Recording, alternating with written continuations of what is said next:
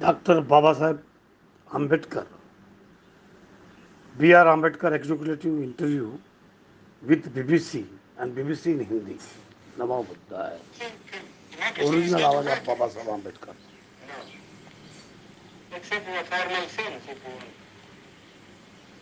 What do you mean? The real, I mean the paraphernalia of democracy, full-payment elections, prime ministers and so on and so on. Well, but elections are very important. No. Elections are important provided they produce really good men. But aren't they important because they allow you to change a government? I mean, it's better to change peaceably than yes, but who has got the idea, you see, that voting means change your government? Nobody has. People have no consciousness. And our electoral system, you see, is of a sort which never allows the man to choose a candidate. Now, for instance, the Congress went and saying, vote for what? Vote for Bullock. Yes. Isn't it? Yes. Well, the man never cared who represented the Bullock. Whether it was a donkey who represented the Bullock, you see, or a very educated man who represented the Bullock. He simply voted for the Bullock. Well, but that's common to many party systems. But what you mean by, in a formal sense, you mean that in a fundamental sense, democracy will not work. For the simple reason, we have got a social structure which is totally incompatible with parliamentary democracy. What do you mean that it's based on equality, inequality, or is it based on inequality? And therefore, unless you can get rid of the caste system, you don't think social structure got to be altered. I'm quite prepared to say, well, it will take some time for the social structure to be altered if you want to do it in a peaceful way. Yes, you see? But then somebody must be making the effort to change the social system. That's what your Prime Minister always made a lot of speeches about the caste system, these endless speeches, you see? When Carlyle was presented with a set of volumes by Spencer, yes, you see, he said, oh, this endless speaking acts in Christendom. Well, it's the same sort of one is sick of speeches. We like to have action. Well, what action do you want? Some program, you see? Some machinery by which the thing could be altered. Some action. Well, but supposing it doesn't work, what alternative do you see? Well, if there's no the alternative, I think, is some kind of communism. Why do you think that would help the country more? Would it raise the standard of living anymore? Yes, it does. Not again. I mean, who cares really for this election business? People want food, people want their material needs to be satisfied. In democracy, in America, yes, I agree. You see, the democracy works, and I don't think there ever would be communism in America. I've just come from that country. I was invited to give a degree, take a degree. That's because each American earns so much. Well, you can begin to do that here too. Well, how can you begin? They say we have no land. You see? Our rainfall is so short. Our forests have been denuded. You see? What can we do? Well, unless you tackle these problems. But you think, I don't think the present government would be able to tackle these problems. Well, the communists would wipe out. More people would. That is related to manner. You mean the remainder is equal to that? Yeah, we always do that sort of thing, But in this country, yeah, we always do. I mean, in war, you kill people, don't you? You are not sorry because you have killed so many people. Because you find it necessary necessary to do so in order to safeguard your interest. And you really feel that this system is likely to collapse. Yes, I think that, how soon? Well, pretty soon, probably. My own people, very impatient. And I judge by my people. You see? And who are the lowest rung of the strata? You see, human. If the foundation of a building begins to collapse, it is first the lowest strata that collapses. Do you think my own people don't think? And are the communists working among them? No, they are not working because they are safe in me. And I haven't said anything so far. You see? But they have been asking me. You see? But are we there? Yes. They have been asking me. And I have to give some answer someday. turning the page of history, check out of speak given by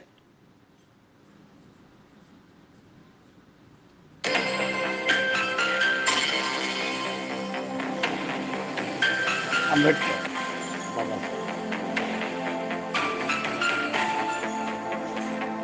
Constitution adopted on November the 26th, 1949.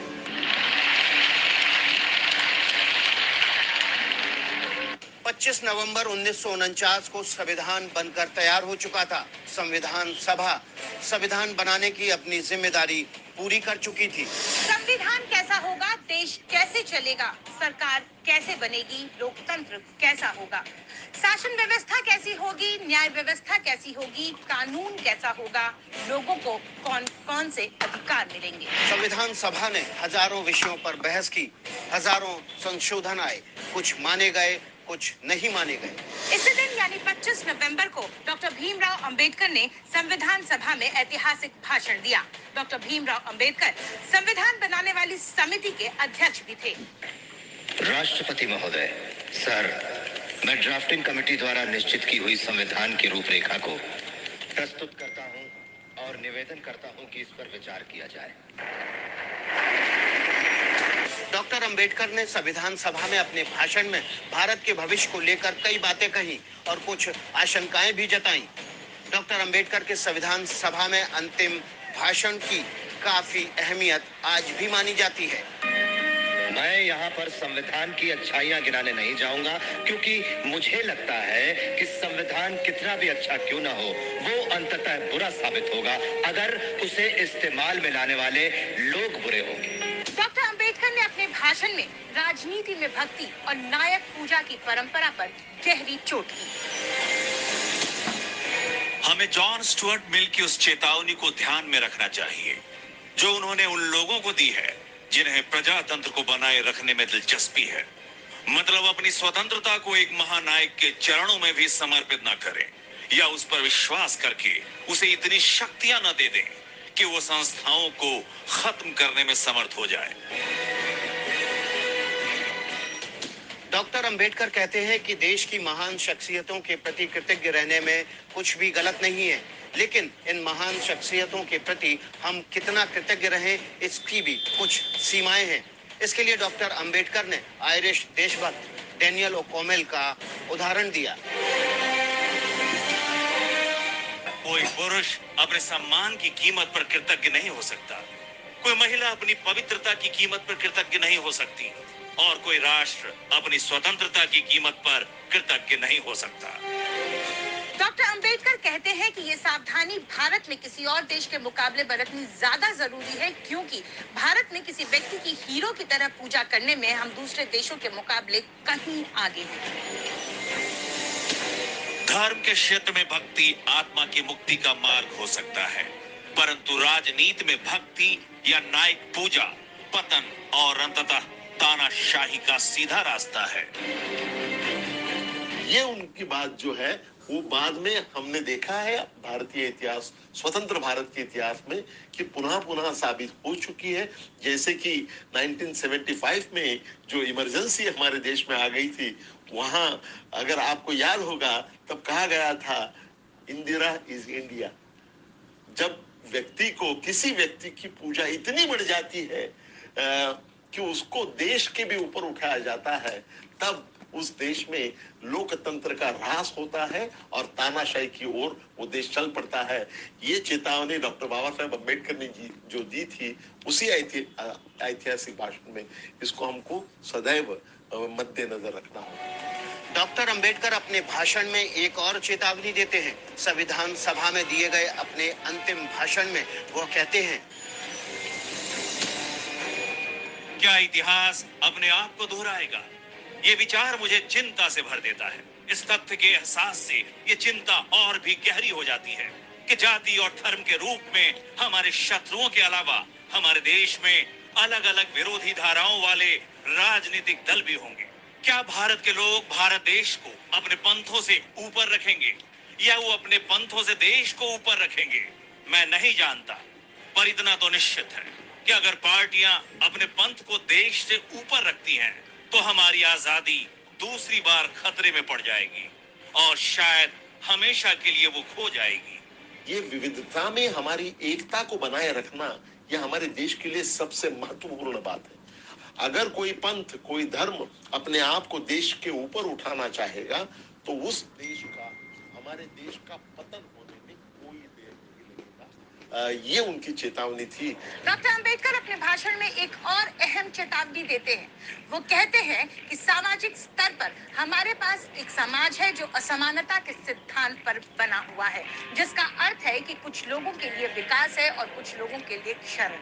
आर्थिक दृष्टि से हमारे पास एक ऐसा समाज है जिसमें कुछ लोगों के पास तो धन है, लेकिन कुछ लोग गरीबी में रहने के लिए मजबूर हैं। जंगली रंगली के आरपीएल टूर्नामेंट में इन्होंने 1.5 करोड़ रुपए जीता है। मैंने 1.5 करोड़ रुपए जीते हैं लॉकडाउन में। तो 26 जनवरी 1950 को हम विरोधाभासों से भरे जीवन में प्रवेश करने जा रहे हैं। राजनीति में हमारे पास समानता होगी, परंतु हमारे सामाजिक और आर्थिक जीवन में असमानता होगी।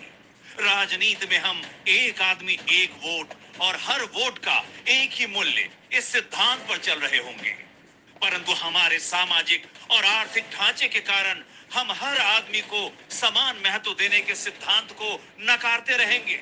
विरोधाभासों से भरे इस जीवन को हम कब तक जीते रहेंगे? हम अपने सामाजिक और आर्थिक जीवन में कब तक समानता को नकारते रहेंगे? अगर हम लंबे समय तक उसे नकारते रहे, तो हम अपने राजनीतिक प्रजातंत्र को खतरे में डालकर ही ऐसा कर रहे होंगे। हमें जितना जल्दी संभव हो इस विरोधाभास को दूर करना होगा, वरना जो लोग असमानता से पीड़ित हैं, वे राजनीतिक प्रजातंत्र के उस ढांचे को ध्वस्त कर देंगे जिसे हम संविधान सभा ने इतने मेहनत से खड़ा किया है।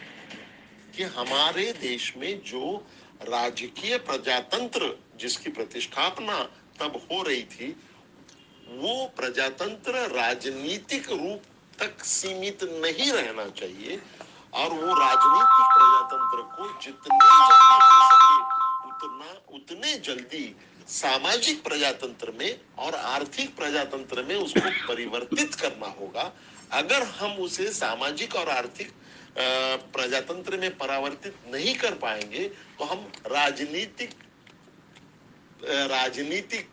डेमोक्रेसी या प्रजातंत्र उसको भी हम कायम नहीं रख पाएंगे। डॉक्टर अंबेडकर ने 66 साल पहले संविधान सभा के अपने अंतिम भाषण में जो बातें कही थी, उसकी अहमियत आज भी है। जरूरी है कि संविधान निर्माता की कही बातों पर अमल किया जाए। संविधान कितना भी बुरा क्यों ना हो, वो अंततः अच्छा साबित होगा अगर उसे इस्तेमाल में लाने वाले लोग अच्छे होंगे। इसलिए जनता और उसके राजनीतिक दलों की भूमिका को संदर्भ में लाए बिना संविधान पर कोई भी निर्णय देना या कोई भी टिप्पणी करना मेरे विचार में व्यर्थ होगा। धन्यवाद। Doctor Ambedkar, doctor B R. Ambedkar, the greatness. अपनी एक अलग पहचान बनाई, बल्कि समाज के एक बड़े वर्ग को नई दिशा दिखाने का काम भी। The life struggles of doctor B R. Ambedkar. Welcome to study IQ। मेरा नाम है आदेश सिंह। दोस्तों, आज हम बात करने वाले हैं एक ऐसी पर्सनैलिटी की जिन्होंने जीवन में संघर्ष के द्वारा न सिर्फ अपनी एक अलग पहचान बनाई, बल्कि समाज के एक बड़े वर्ग को नई दिशा दिखाने का काम भी किया। बाबा साहेब नाम से पॉपुलर ये एक Indian jurist, economist, politician, social reformer होने के साथ साथ इंडिपेंडेंट इंडिया के फर्स्ट लॉ मिनिस्टर और इंडियन कॉन्स्टिट्यूशन के प्रिंसिपल आर्किटेक्ट भी रहे। जी हां, हम बात कर रहे हैं डॉक्टर बी.आर. अम्बेडकर की। आज 14 अप्रैल के दिन हम इन्हीं महान शख्सियत की जयंती सेलिब्रेट कर रहे हैं, तो ये एकदम सही मौका है इनकी लाइफ और संघर्ष को डिटेल में जानने का। डॉक्टर अम्बेडकर के नाम और उनके काम से तो लगभग सभी परिचित होते हैं, लेकिन इन्होंने जीवन में जिन स्ट्रगल्स का सामना किया, उनके बारे में अक्सर कम ही बात होती है। इसलिए आज की वीडियो में हम एक लीडर बनने से पहले डॉक्टर अम्बेडकर के जीवन संघर्ष की बात करेंगे और देखेंगे किस तरह दलित लीडर के तौर पर उनका विकास हुआ। तो आइए शुरू करते हैं। Birth and early life. एक एवरेज मंथ में आप कितनी इनकम अर्न कर लेते हैं ट्रेडिंग से आफ्टर एफएक्स के साथ? अगर आप ट्रेडिंग से कहें तो मैं 700 to 800 पर मंथ INR में इसको आप करें तो 50-60,000। बट टाइम के हिसाब से अगर आप देखें कि मैं कितना कम टाइम दे रहा हूँ तो it is very good. But अगर कोई ज़्यादा टाइम दे तो मैंने जैसा आपको बताया कि मेरा 1 डे का 1200 था। सो इट डिपेंड्स कि कोई कितना टाइम देता है, उस हिसाब से अर्न करता है। अब देखिए एक्स्ट्रा मनी आती है तो वो एक हमेशा एक पॉजिटिव उसमें इन्फ्लुएंस रहता है उसका। एंड एक्स्ट्रा मनी से मैं एक्स्ट्रा चीज़ें खरीद सकता हूँ। जैसे मुझे गैजेट्स का शौक है, सो मैं अपने लिए मैंने एक फ़ोन खरीदा, एक मम्मी के लिए फ़ोन खरीदा। सो अच्छा रहता है।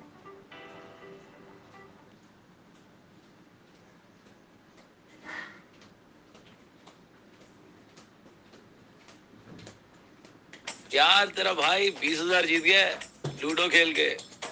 ये है जलवा जुप्ती का। 14 अप्रैल 1891 को भीमाबाई और रामजी मालोजी सकपाल के घर एक बेटे का जन्म होता है। रामजी सकपाल एक आर्मी ऑफिसर थे जो कि मध्य प्रदेश के माओ में स्टेशन थे। मां भीमाबाई अपने बेटे को भीम बुलाने का फैसला लेती हैं। इनके जन्म से पहले ही रामजी के एक अंकल जो कि सन्यासी का जीवन जी रहे थे, एक भविष्यवाणी करते हैं कि जन्म लेने वाली ये संतान एक दिन वर्ल्ड फेम हासिल करेगी। रामजी और भीमाबाई की पहले से ही कई संतानें थीं। इसके बावजूद उन्होंने भीमराव को अच्छी शिक्षा दिलाने के लिए हर संभव प्रयास करने की ठान ली थी। 2 साल बाद रामजी आर्मी से रिटायर हो जाते हैं और पूरी फैमिली डापोली मूव कर जाती है, जो कि महाराष्ट्र के रत्नागिरी डिस्ट्रिक्ट में लोकेटेड है। ये ओरिजिनली यहीं से बिलोंग करते थे। भीम को 5 साल की उम्र में स्कूल में दाखिला दिलाया जाता है, लेकिन पूरे परिवार के लिए राम जी को मिल रही छोटी सी आर्मी पेंशन पर गुजारा करना मुश्किल हो रहा था। ऐसे में राम जी के कुछ दोस्त जब उनके लिए सतारा में जॉब ढूंढ लेते हैं तो परिवार एक बार फिर मूव करता है, लेकिन कुछ समय बाद ही इन्हें एक ट्रेजेडी से गुजरना पड़ता है। भीमाबाई जो कुछ समय से बीमार चल रही थी, उनकी मृत्यु हो जाती है। इसके बाद भीम की आंट मीरा बच्चों की देखभाल का जिम्मा उठा लेती हैं। राम जी महाभारत और रामायण की स्टोरीज अपने बच्चों को सुनाया करते थे और उनके लिए डिवोशनल सॉन्ग्स भी गाया करते थे। इस तरह भीम और उनके भाई बहनों की होम लाइफ अभी भी हैप्पी थी। लेकिन दोस्तों, इसका यह मतलब नहीं है कि भीमराव जी के लिए सब कुछ आसान रहा। आइए देखते हैं आगे चलकर किस तरह की मुश्किलों का सामना उन्होंने किया। Face off with caste prejudices. छोटी उम्र में ही भीम का ध्यान इस ओर जाता है कि उनके और उनकी फैमिली के साथ कुछ अलग तरह का व्यवहार किया जाता है। स्कूल में उन्हें बाकी स्टूडेंट्स की डेस्क से दूर रूम के एक कोने में रफ मैट पर बैठना पड़ता था। ब्रेक में उन्हें उस बर्तन से पानी नहीं पीने दिया जाता था जिससे बाकी बच्चे पिया करते थे। भीम को यह समझ नहीं आता था कि आखिर उनके साथ ये अलग व्यवहार क्यों किया जाता है, उनमें ऐसा क्या गलत है। एक बार उन्हें और उनके बड़े भाई को समर हॉलिडेज स्पेंड करने के लिए गोरेगांव ट्रैवल करना था, जहां उनके फादर कैशियर की तरह काम कर रहे थे। ये ट्रेन से उतरकर लंबे समय तक स्टेशन पर इंतजार करते हैं, लेकिन रामजी इनसे मिलने नहीं आ पाते। भीम और उनके भाई काफी वेल ड्रेस्ड, क्लीन और पोलाइट थे। स्टेशन मास्टर थोड़ा काइंडनेस शो करते हुए इनके पास आते हैं और पूछते हैं कि ये लोग कौन हैं और कहां जा रहे हैं। इस पर भीम बिना कुछ सोचे उन्हें बता देते हैं कि वो लोग महार्स हैं। ये सुनकर स्टेशन मास्टर एकदम हैरान रह जाता है। उसके फेस के काइंडली एक्सप्रेशंस एकदम से बदल जाते हैं और वो इनके पास से वापस लौट जाता है। इसके बाद भीम अपने फादर तक पहुंचने के लिए बुलेट कार्ट हायर करने की सोचते हैं, लेकिन कार्टमैन तक बात पहुंच चुकी थी कि ये लोग अनटचेबल्स हैं और इसलिए वो इनसे बात भी नहीं करना चाहते थे। फाइनली इन्हें जर्नी की यूजुअल कॉस्ट का डबल पे करने के लिए राजी होना पड़ता है और साथ ही कार्ट को ड्राइव भी खुद ही करना पड़ता है।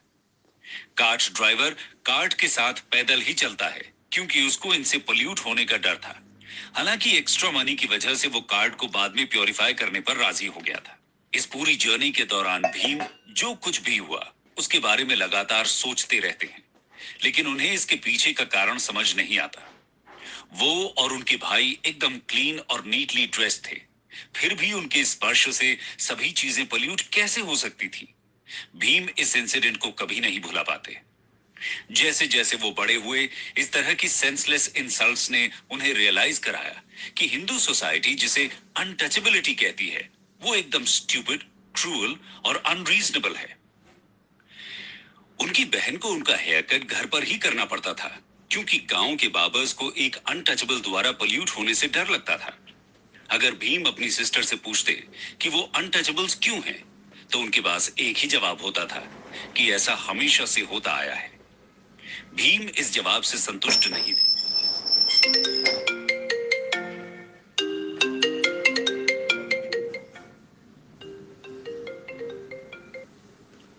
गाड़ी खराब है बेटा, गाड़ी खराब है ना? क्या बोले सर? गाड़ी खराब है, आज बंद है, मैं घर में बैठा हूँ। वो जानते थे कि ऐसा हमेशा होता रहा है का ये मतलब नहीं है कि इसके पीछे कोई जस्ट रीजन है या आगे भी ऐसे ही होते रहना चाहिए। ये सब चेंज हो सकता है। ये तो बात हुई भीमराव जी की कास्टिज्म के साथ कुछ शुरुआती अनुभवों की। आगे बढ़ते हैं और देखते हैं कि स्टडीज में उनका परफॉर्मेंस किस तरह का रहता है। An outstanding scholar. भीम की किस्मत कुछ मायनों में अच्छी भी थी। स्कूल में एक टीचर थे जो हाई कास्ट का होने के बावजूद भीम को काफी पसंद करते थे। उनका नाम था कृष्णा जी केशव अंबेडकर। वो भीम की काबिलियत पहचानते हुए उनके अच्छे काम की तारीफ करते थे और उन्हें प्रोत्साहित करते थे। इन्होंने ही भीम का लास्ट नेम अपने खुद के सरनेम अंबेडकर में चेंज किया। इससे पहले स्कूल में भीम का सरनेम उनके फादर ने अंबा दावे कर रजिस्टर कराया था, जिसका अर्थ था कि ये अपने नेटिव विलेज अंबा दावे से आते हैं। दोस्तों, जब भीम के फादर ने दोबारा शादी का फैसला किया तो भीम काफी दुखी हो जाते हैं। वो अभी भी अपनी मदर को काफी मिस करते थे। ऐसे में वो यहाँ से बॉम्बे भाग जाना चाहते थे और इसके लिए उन्होंने अपनी आंटी का पर्स चुराने का फैसला किया। फाइनली जब उनके हाथ ये पर्स लगा तो उसमें सिर्फ एक छोटा सा सिक्का ही था। भीम को काफी शर्मिंदगी महसूस हुई।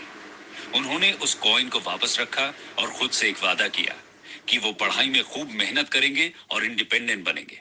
और अपनी कड़ी मेहनत से जल्द ही वो सबकी तारीफ का पात्र बन गए और सभी टीचर्स का दिल उन्होंने जीत लिया। इसके बाद टीचर्स भीम के फादर रामजी से आग्रह करते हैं कि अपने बेटे भीम को वो बेस्ट एजुकेशन दें। इनके कहने पर रामजी अपनी फैमिली के साथ बॉम्बे मूव कर जाते हैं। यहाँ इन्हें एक ऐसे एरिया में रहना पड़ता है जहाँ गरीब से गरीब लोग रहा करते थे, और वो भी सिर्फ एक छोटे से कमरे में।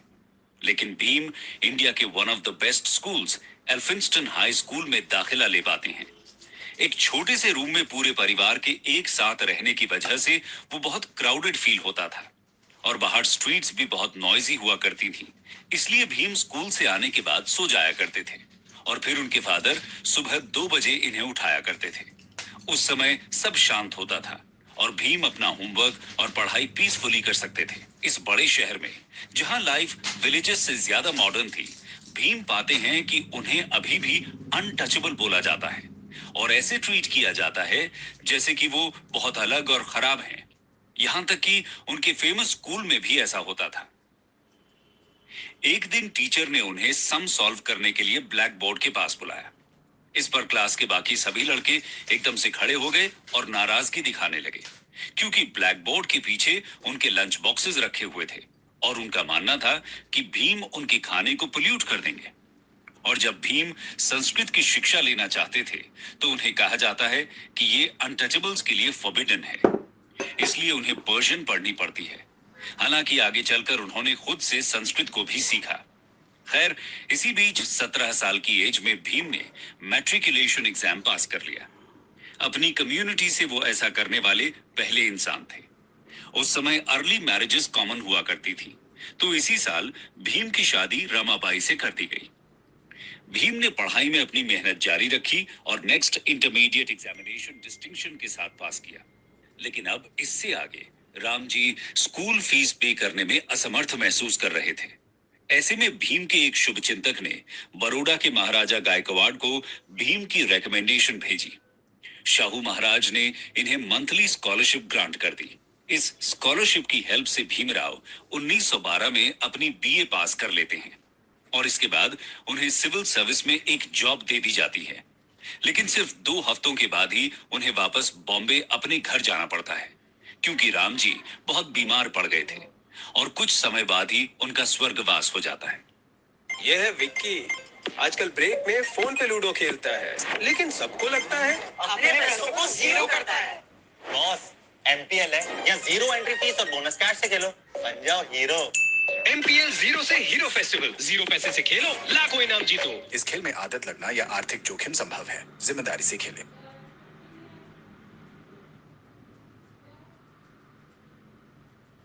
इसके बाद 1913 में दोस्तों भीमराव को आगे बढ़ने का मौका मिलता है। दरअसल बड़ौदा के महाराजा एक स्कीम शुरू करते हैं जिसके तहत कुछ आउटस्टैंडिंग स्कॉलर्स को फर्दर स्टडीज के लिए अब्रॉड भेजा जाना था। भीमराव भी इसमें सिलेक्ट किए जाते हैं, लेकिन उन्हें एक अग्रीमेंट साइन करना पड़ता है जिसके अनुसार अपनी स्टडीज फिनिश करने के बाद 10 साल इन्हें बड़ौदा स्टेट को सर्व करना था।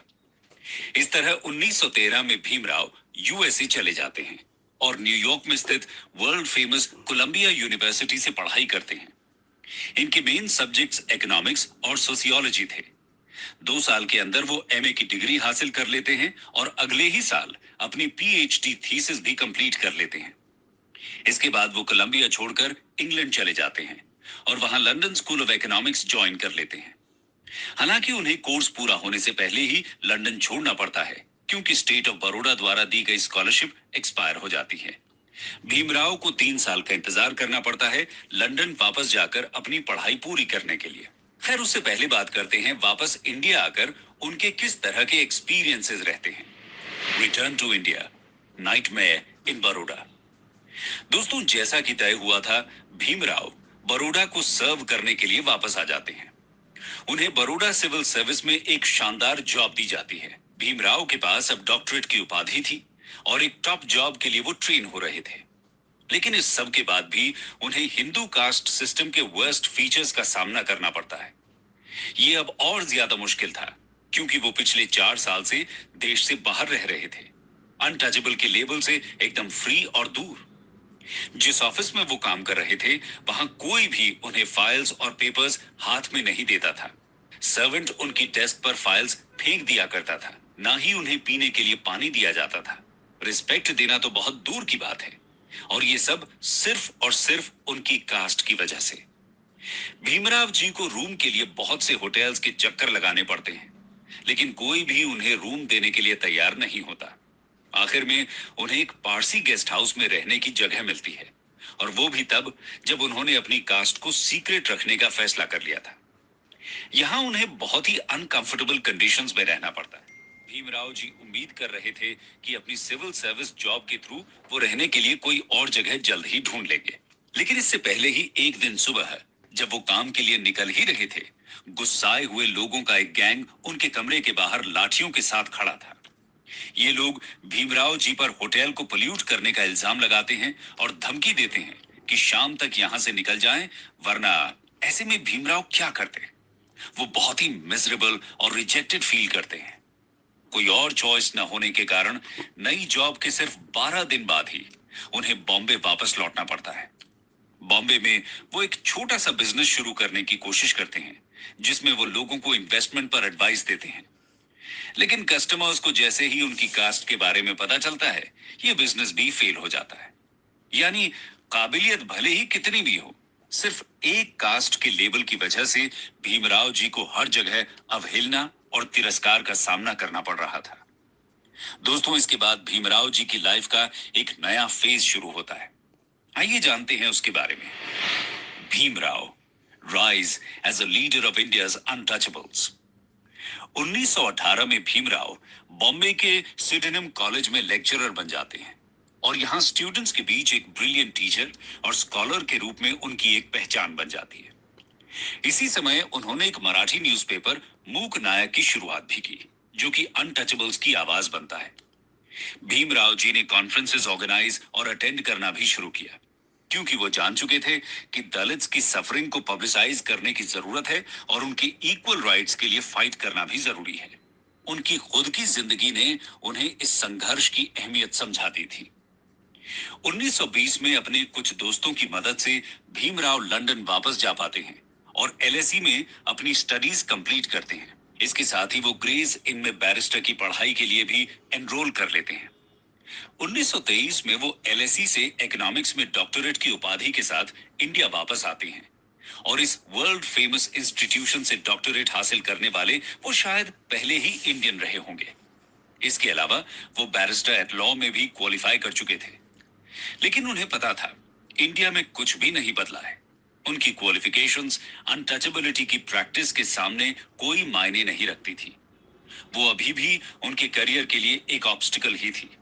हाँ, लेकिन अब उन्होंने दुनिया की बेस्ट एजुकेशन हासिल कर ली थी और दलित कम्युनिटी को लीड करने की पूरी काबिलियत रखते थे। ये अपने समय के बेस्ट माइंड्स के साथ इक्वल टर्म्स पर आर्ग्यू कर सकते थे और उन्हें परसुएड भी कर सकते थे। लॉ के भी एक्सपर्ट थे और ब्रिटिश कमीशंस के आगे एक गिफ्टेड स्पीकर की तरह कन्विंसिंग एविडेंस दे सकते थे। भीमराव जी ने अपनी आगे की जिंदगी इसी टास्क को समर्पित कर दी। एजुकेशन की इंपॉर्टेंस को जानते हुए भीमराव ने 1924 में बहिष्कृत हितकारिणी सभा नाम से एक एसोसिएशन की शुरुआत की। इसका काम हॉस्टल्स, स्कूल्स और फ्री लाइब्रेरीज सेटअप करना था। इसके बाद 1927 में महाड़ सत्याग्रह हो, राउंड टेबल कॉन्फ्रेंसेस में पार्टिसिपेट करना हो या कंस्टिट्यूएंट असेंबली में दलित राइट्स को इंश्योर करना, भीमराव जी ने दलित्स की इमेंसिपेशन के लिए ही काम किया। कंक्लूजन।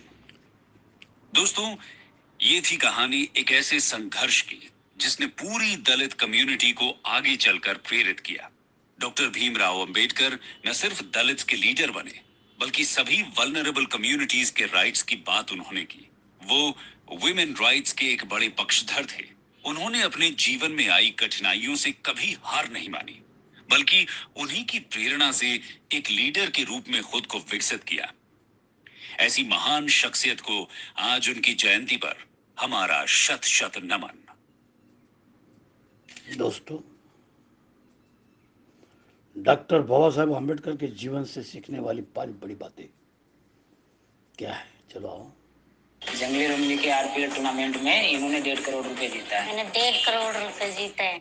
जब लोग आपसे कहें कि ये तुमसे नहीं होगा, ये तुम्हारे बस का काम नहीं है, और आप वो काम करके दिखा दें, तो जो सेटिस्फैक्शन मिलता है उसे मापा नहीं जा सकता, फिर चाहे वो काम सड़क पार करना ही क्यों ना हो। जिन्हें पब्लिक प्लेसेस में पानी पीने की भी अनुमति नहीं थी, जिन्हें क्लास से बाहर बैठाया जाता था, जिनसे पढ़ाई का अधिकार भी छीनने की कोशिश की गई, जिन्हें प्यास लगने पर ऊंची जाति के लोग आकर के ऊपर से पानी डाल करके पानी पिलाते थे, जिन्हें अनटचेबल माना गया, उन्होंने वो काम किया जो अनटच्ड है, उस स्तर पर कोई पहुंच नहीं सकता। I am talking about the father of Indian Constitution, Dr. B.R. Ambedkar, doctor Bhimrao Ramji Ambedkar साहब, जो कि आगे चल करके डॉक्टर बाबा साहेब आम्बेडकर नाम से प्रसिद्ध हुए। बचपन में इनके टीचर थे महादेव आम्बेडकर साहब, जो कि अंबावडे गांव के रहने वाले थे, और बाबा साहेब से उनका खास लगाव था। उनके कहने पर बाबा साहेब ने अपना जो सरनेम था सकपाल वो हटा करके आम्बेडकर लगा लिया। डॉक्टर बाबा साहेब आम्बेडकर पढ़ने में इतने अच्छे थे, इतनी ज्यादा उनकी रुचि थी, इतना इंटरेस्ट था कि 64 विषयों के मास्टर बने, 9 भाषाओं के जानकार थे। लंदन स्कूल ऑफ इकोनॉमिक्स से जो कोर्स 8 साल में कंप्लीट होता है, उसे 2 साल 3 महीने में उन्होंने पूरा कर लिया था, क्योंकि रोजाना 21-21 घंटे तक पढ़ाई करते थे। कोलंबिया यूनिवर्सिटी ने 2004 में टॉप 100 स्कॉलर्स की एक लिस्ट निकाली थी, जिसमें नंबर 1 पर जिनका नाम था वो है डॉक्टर बाबा साहेब आम्बेडकर साहब। मेरा नाम है आरजे कार्तिक। स्वागत है आपका मेरी लर्निंग सीरीज सीखोगे नहीं तो जीतोगे कैसे में। आई आज लाइब्रेरी थी और उस वक्त वो दुनिया की सबसे बड़ी प्राइवेट लाइब्रेरी थी। तो सबसे पहली लर्निंग जो डॉक्टर बाबा साहेब आम्बेडकर साहब से मिलती है वो ये है कि पढ़ते रहिए, सीखते रहिए, क्योंकि सीखेंगे तभी आप जीतेंगे। यही बात मैं यहाँ कहता हूं कि सीखोगे नहीं तो जीतोगे कैसे। लर्निंग नंबर 1 एजुकेशन की बात करती है। इससे पहले कि हम आगे बढ़ें, ये तो हम समझ चुके हैं कि पढ़ना बहुत जरूरी है। और जब बात पढ़ाई की आती है तो आज के जमाने में इंग्लिश वो लैंग्वेज है जिस पर आपका कमांड अच्छा होना चाहिए। दोस्तों, आपको एक एप्लीकेशन के बारे में बता रहा हूँ, बहुत ही कमाल की एप्लीकेशन है। नाम है इसका calmly. Calmly application is the only Indian application जो आपको मौका देती है 1-on-1 प्राइवेट क्लासेस लेने का with tutors from USA, UK, Canada etcetera. आर्थिक और आपको मिलेगा 25% ऑफ। लर्निंग नंबर 2 विवेचना में आज कहानी भारत का संविधान बनाने वाले बाबा साहेब भीमराव अंबेडकर की।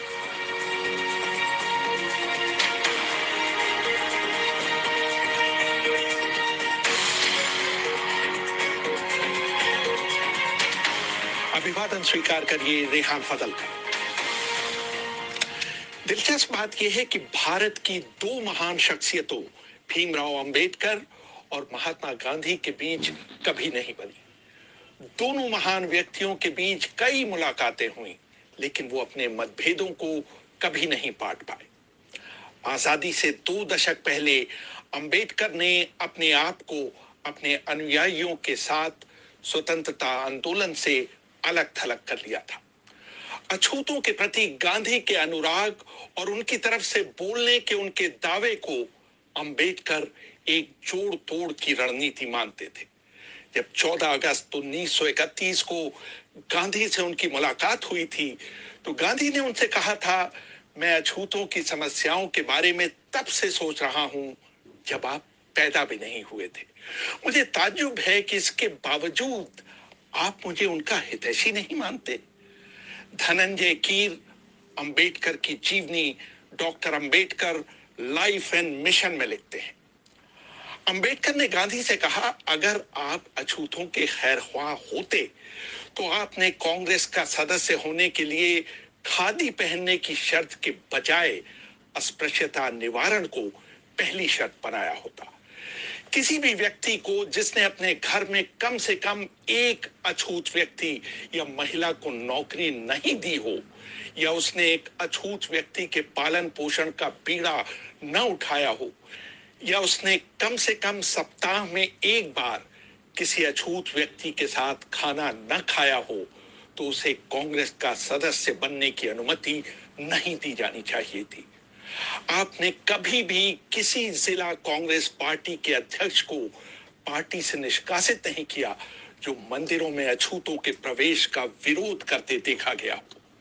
26 फरवरी 1955 में जब बीबीसी ने अंबेडकर से गांधी के बारे में उनकी राय जाननी चाहिए, तो उन्होंने साफ शब्दों में कहा, I feel quite surprised at the interest that the outside world, Western world particularly, seems to be taking in Mr. Gandhi. I cannot understand that. So far as India is concerned, he was, in my judgment, an episode. Ambedkar कह रहे थे, मुझे इस बात पर काफी हैरानी होती है कि पश्चिम गांधी में इतनी दिलचस्पी क्यों लेता है।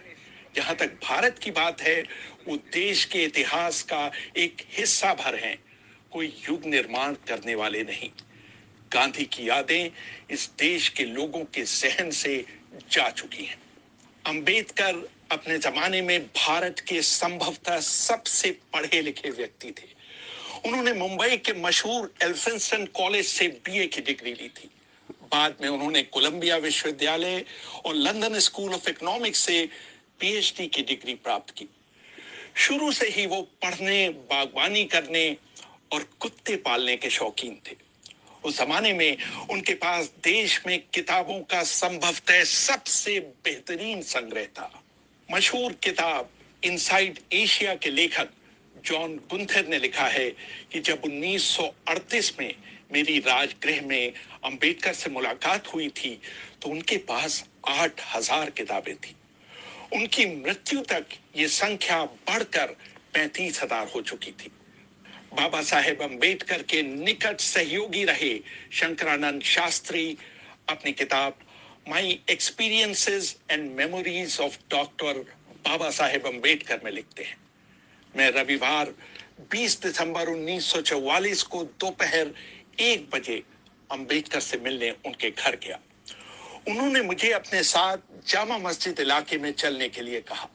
वो इन दिनों पुरानी किताबें खरीदने का अड्डा हुआ करता था। मैंने उनसे कहने की कोशिश की कि दिन के खाने का समय हो रहा है, लेकिन उन पर इसका कोई असर नहीं हुआ। जामा मस्जिद में होने की खबर चारों तरफ फैल गई और लोग उनके चारों ओर इकट्ठा होने लगे।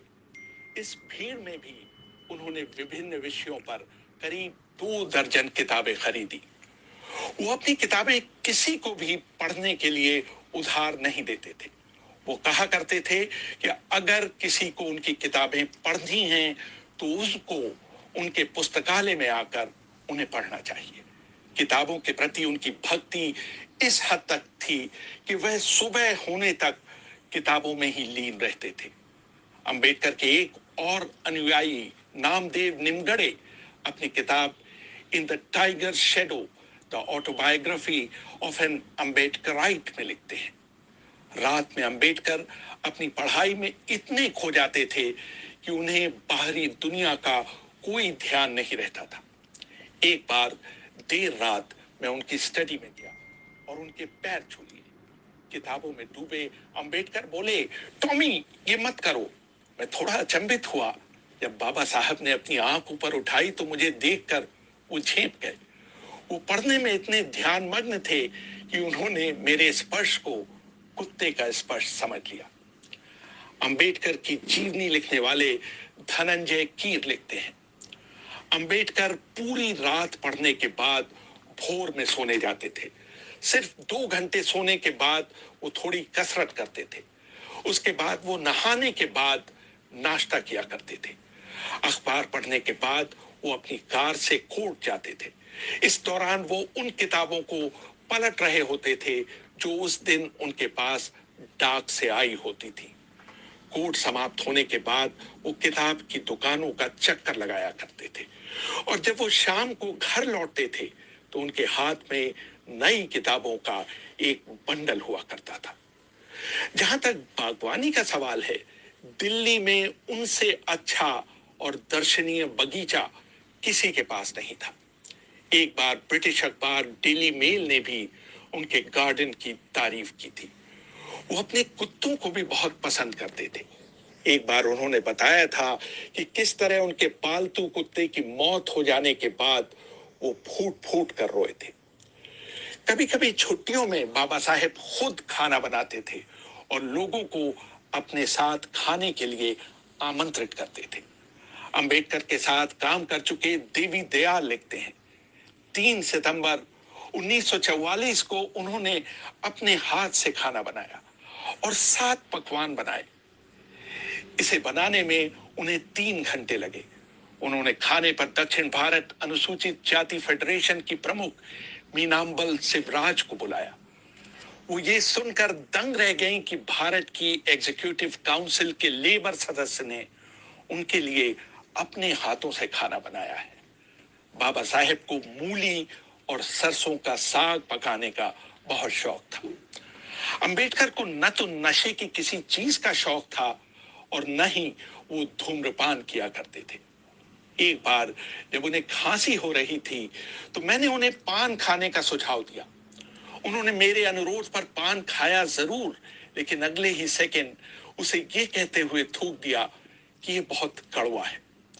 वो बहुत साधारण खाना खाते थे, जिसमें बाजरे की एक छोटी रोटी, थोड़ा चावल, दही और मछली के 3 टुकड़े हुआ करते थे। घर पर सुदामा को अंबेडकर के काम में मदद के लिए रखा गया था। एक दिन सुदामा जब देर रात फिल्म देखकर लौटे तो उन्होंने सोचा कि उनके घर के अंदर घुसने से बाबा साहेब के काम में विघ्न पड़ेगा, जो कि उस समय पढ़ने में तल्लीन थे। वो दरवाजे के बाहर ही जमीन पर सो गए। आधी रात के बाद जब अंबेडकर ताजी हवा लेने बाहर निकले तो उन्होंने दरवाजे के बाहर सुदामा को सोते हुए पाया। वो बिना आवाज किए अंदर चले गए।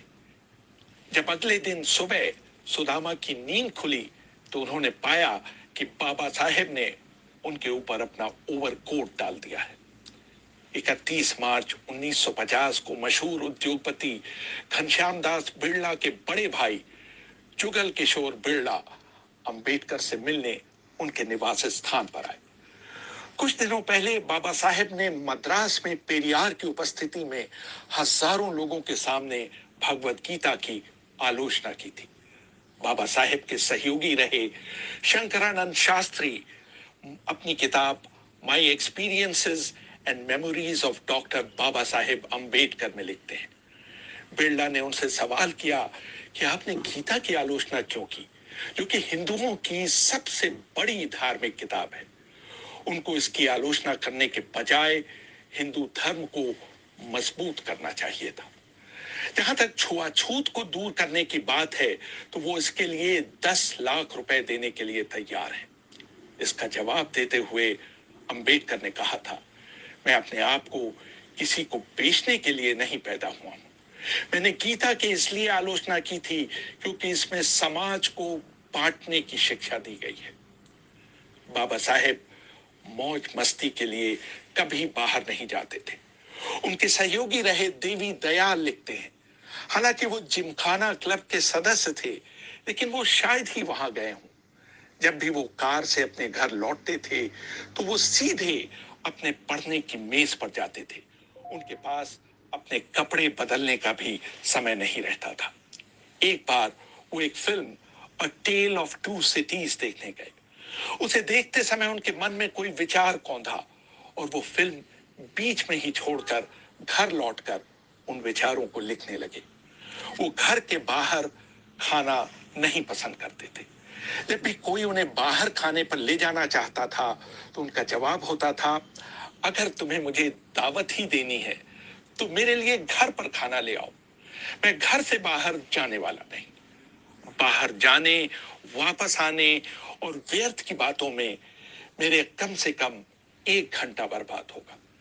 इस समय का इस्तेमाल मैं कुछ बेहतर काम के लिए करना चाहूंगा। अपने जीवन के अंतिम पड़ाव में बाबा साहेब ने वायलिन सीखना शुरू किया था। उनके सचिव रहे नानक चंद रत्तू अपनी किताब last few years of doctor Ambedkar में लिखते हैं, एक दिन मैंने उनके बंद कमरे में चुपके से झांक कर एक अद्भुत नजारा देखा था। बाबा साहेब दुनिया की चिंताओं से दूर अपने आप में मग्न कुर्सी पर बैठे वायलिन बजा रहे थे। मैंने जब ये बात घर में काम करने वाले लोगों को बताई तो सब ने बारी बारी से जाकर वो अद्भुत दृश्य देखा और आनंदित किया। देहांत BBC Delhi. Why did Ambedkar burn the Manusmriti? My friend Adar Singh. तो आप भी सीख सकते हो थोड़ा थोड़ा discipline. Why did Ambedkar burn Manusmriti? Welcome to Study IQ. मेरा नाम है आदेश सिंह। 25 दिसंबर 1927। महाराष्ट्र के कोंकण रीजन में लोकेटेड छोटे से गांव महाड़ में इतिहास रचा जाता है। हजारों लोगों के बीच एक फ्यूनरल पायर में हिंदू धर्मशास्त्र के टेक्स्ट मनुस्मृति को जला दिया जाता है। इस दिन को मनुस्मृति दहन दिवस भी कहा जाने लगा। ये हजारों लोग आखिर किसको सपोर्ट कर रहे थे और क्यों यहाँ इस एंशिएंट टेक्स्ट को जलाया गया था? आज इन्हीं सवालों के जवाब हम देने जा रहे हैं। आइए सबसे पहले इस घटना को थोड़ा विस्तार में समझते हैं और जानते हैं कि मनुस्मृति को कब और किसने जलाया था। The event burning of Manusmriti. दोस्तों 1927 में डॉक्टर B.R. अंबेडकर ने महाड़ सत्याग्रह की शुरुआत की थी। इस सत्याग्रह का एम लोअर कास्ट यानी कि दलित्स को टेंपल में एंट्री दिलाना और वहां के वाटर टैंक से इन्हें पानी लेने का अधिकार दिलाना था। इससे पहले कलेक्टरेट द्वारा एक लीगल नोटिफिकेशन के जरिए सभी को यहां फ्री एक्सेस ऑथराइज कर दिया था, लेकिन फिर भी अपर कास्ट के लोग दलित्स को मंदिर में प्रवेश नहीं करने दे रहे थे। इसी वजह से इस सत्याग्रह को ऑर्गेनाइज करने का फैसला किया गया। सत्याग्रह से पहले इस एरिया के ब्राह्मण्स लोकल कोर्ट से कलेक्टरेट की नोटिफिकेशन पर स्टे ऑर्डर भी ले आए थे और उनके द्वारा बहुत प्रेशर बनाया जा रहा था कि ये प्रोटेस्ट किसी भी तरह से रुक जाए। इसलिए प्रोटेस्टर्स को मीटिंग के लिए कोई भी पब्लिक ग्राउंड तक एक्सेस नहीं करने दिया जा रहा था। लेकिन अंत में एक लोकल जेंटलमैन डॉक्टर फतेह खान सत्याग्रह को सपोर्ट करते हुए अपना प्राइवेट लैंड प्रोटेस्ट के लिए दे देते हैं। इस प्रोटेस्ट में शामिल होने वाले वॉलंटियर्स को एक प्लेज लेनी पड़ती थी, जिसमें कहा गया था कि मैं बर्थ पर बेस्ड चतुर्वर्ण सिस्टम में विश्वास नहीं करता, कास्ट डिस्टिंक्शंस में विश्वास नहीं करता। मैं मानता हूं कि अनटचेबिलिटी हिंदुइज्म के लिए एक अभिशाप है और अपनी पूरी कोशिश करूंगा इसे डिस्ट्रॉय करने की।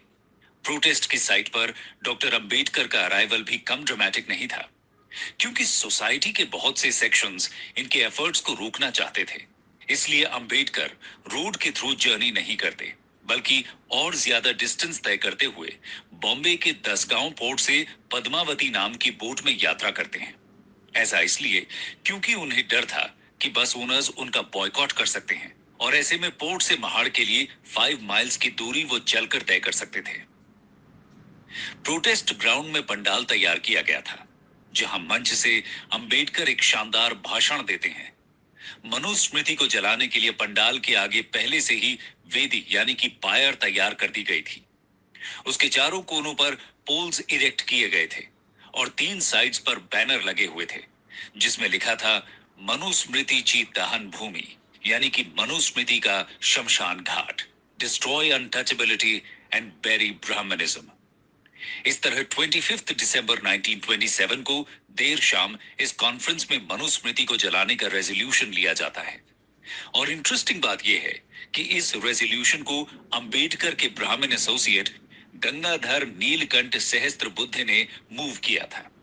उन्होंने और 6 दलित साधुज ने इस टास्क को पूरा किया। मनुस्मृति को आग के हवाले कर दिया गया।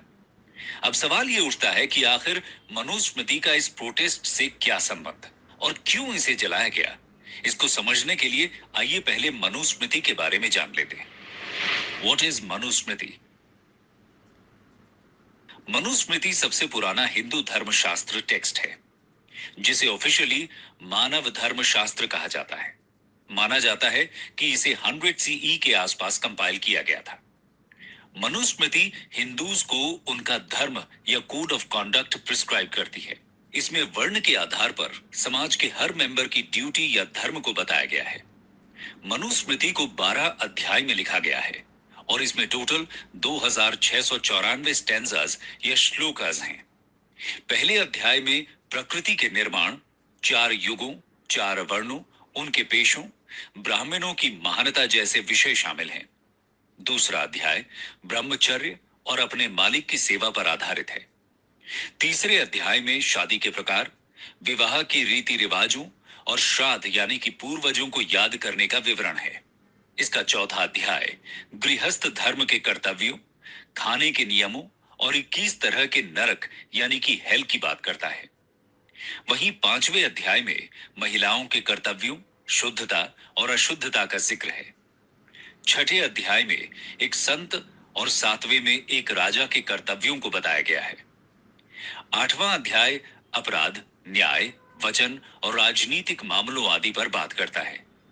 9वें अध्याय में पैतृक संपत्ति, 10वें में वर्णों के मिश्रण, 11वें में पाप कर्म और 12वें में 3 गुणों और वेदों की प्रशंसा है। ये मनुस्मृति में लिखे विषयों की एक आउटलाइन है। इसमें अधिकार, अपराध, बयान,